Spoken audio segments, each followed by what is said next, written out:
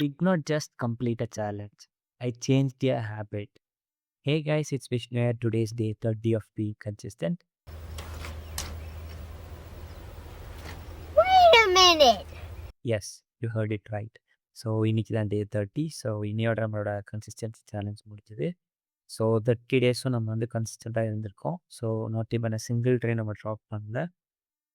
And இன்னைக்கு நான் ஈக்குவலில் solve பண்ண ப்ராப்ளம் வந்து evaluate reverse Polish notation.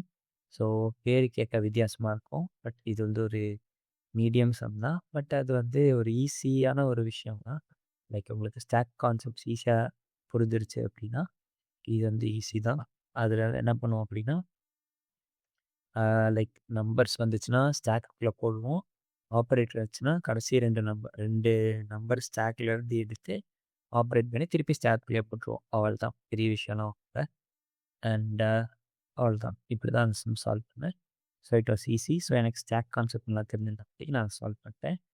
So நான் இந்த 30 டேஸில் கற்றுக்கிட்ட விஷயம், எந்த ஒரு விஷயத்தையாக இருந்தாலும் நம்ம வந்து கண்டினியூஸாக பண்ணால் அது ஒரு ஹேபிட்டாக மாறிடும். ஸோ அது மாதிரி தான் எனக்கு டிஎஸ்ஏ ப்ராக்டிஸ் பண்ணுறது இப்போ எனக்கு ஒரு ஹேபிட்டாக மாறிடுச்சு. ஸோ என் மைண்ட் தானாகவே இன்றைக்கி ப்ராப்ளம் சால்வ் பண்ணல, ஸோ சால்வ் பண்ணலாம் அப்படிங்கிற மைண்ட் செட் வந்துடுச்சு. ஸோ நீங்களும் உங்களோட மைண்ட் செட் மாற்றிருப்பீங்கன்னு நினைக்கிறேன். And that's up today. By.